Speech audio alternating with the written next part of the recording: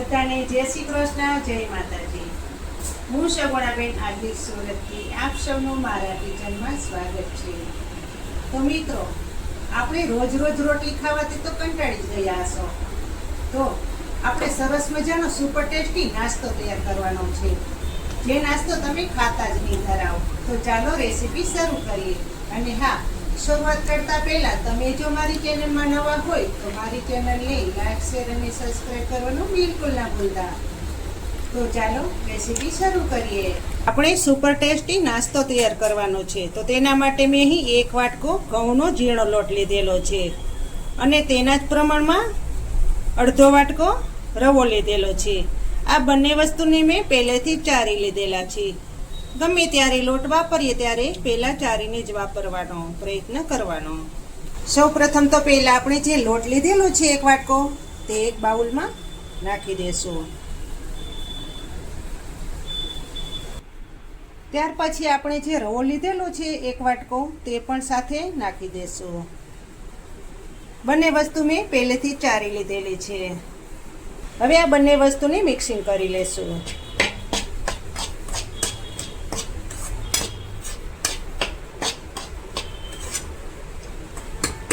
હવે બાકીના મસાલા કરીશું. લોટમાં આપણે 2 ચમચી ચીલી ફ્લેક્સ નાખશું. સ્વાદ પ્રમાણે નમક નાખશું. આપણે અહીં 1 ચમચી નમક નાખશું. 1 ચમચી ધાણા જીરું પાવડર, અડધી ચમચી ગરમ મસાલો, અડધી ચમચી હળદર પાવડર, અડધી ચમચી હિંગ. ત્યાર પછી આપણે આ બધી વસ્તુને મિક્સિંગ કરી લેશું.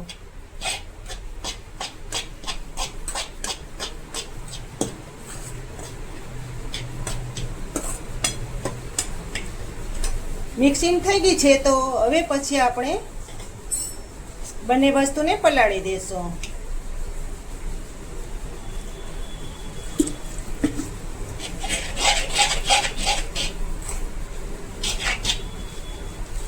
જેમ પાણીની જરૂર પડે તેમ પાણી નાખતા જઈશું.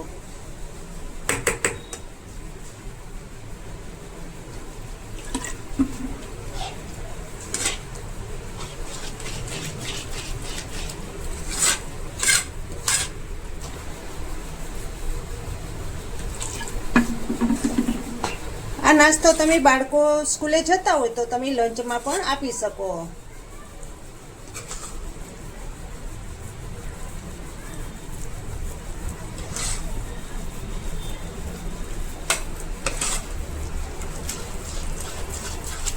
આ રીતે સરસ રીતે ફેટી લેવાનો. હજુ થોડુંક પાણી જોશે, કારણ કે રવો નાખેલો છે એટલે રવો પાણી વધારે પીવે, એટલે વધારે જરૂર પડે પાણીની.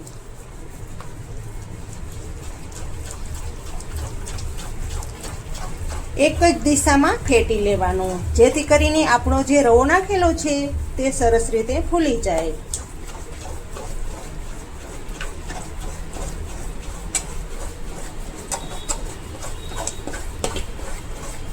જુઓ, સરસ રીતે મિક્સિંગ થઈ ગયું છે. તો હવે તેમાં આપણે બાકીના મસાલા કરીશું. મસાલામાં આપણે 2 થી 3 નંગ મરચાં લીધેલા છે, 1 ડુંગળી સમારેલી છે, 1 ટમેટું સમારેલું છે અને કેરી લીધેલી છે. કેરીના ટુકડા કરેલા છે. આ બધી વસ્તુને મરચાં કટરમાં નાખી દેશું અને દરદરું પીસી લેશું.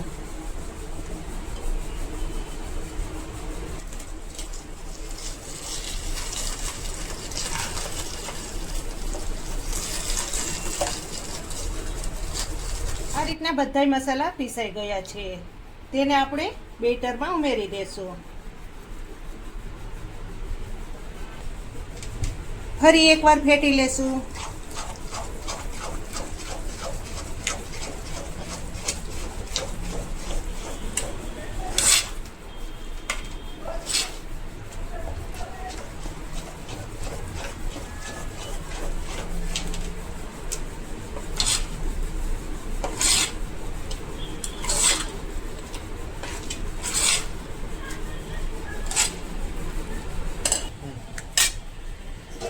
હવે આ બેટરને આપણે 5 મિનિટ ઢાંકીને મૂકી દેશું, જેથી કરીને રવો ફૂલી જાય. જો મિત્રો, હવે બેટરને જોઈ લઈએ. પહેલા કરતાં ઘણું ઠીક થઈ ગયું છે. તો હવે આપણે નાસ્તો બનાવવાની શરૂઆત કરશું. હવે આપણે નાસ્તો આ ઢોસાની લોઢીમાં બનાવશું. તમે ગમે તે નોનસ્ટિકની પેન લઈ શકો. પેન ગરમ થઈ જાય પછી ગેસ ધીમો કરી નાખવાનો. હવે પહેલાં આપણે તેલ લગાવશું.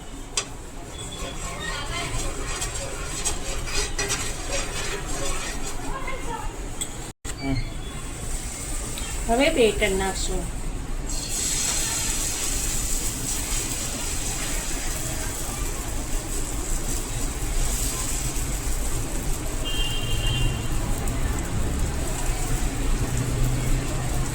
ધીમા ગેસ ઉપર નાસ્તાને પાકવા દેશું.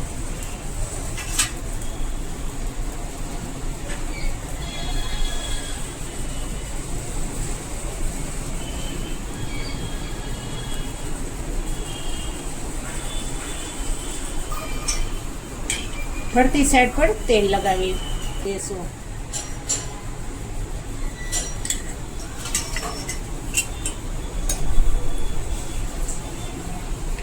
ધીમા ગેસ ઉપર તમે આ નાસ્તો પકાવશો તો જ નીચેથી ક્રિસ્પી થશે.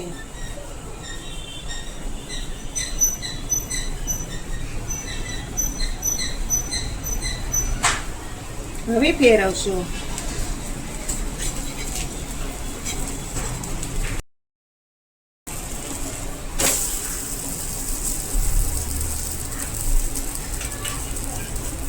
એકદમ ઉપરથી ક્રિસ્પી થઈ જાય છે.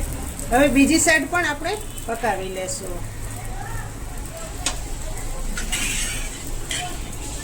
આ રીતનું તેલ નાખી દેશું.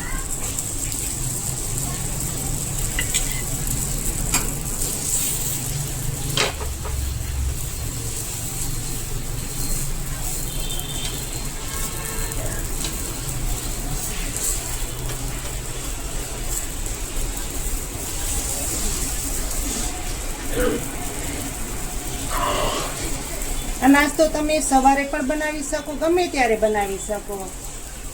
બાળકોને તો ખૂબ જ ભાવે.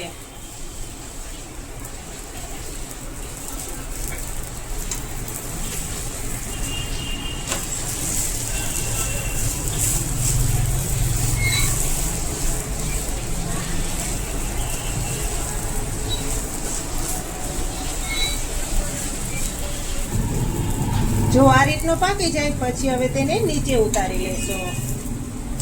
બંને સાઈડ હાઈ ક્લાસ પાકી ગયો છે.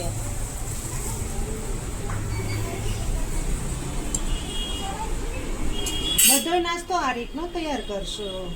જુઓ મિત્રો, આપણો નાસ્તો તૈયાર થઈ ગયો છે. આ ગરમા ગરમ ખાવાની ખૂબ જ મજા આવે છે. આ તમે ચા સાથે અથવા તો દહીં સાથે ખાઈ શકો. ખૂબ જ સ્વાદિષ્ટ એવો નાસ્તો તૈયાર થાય છે.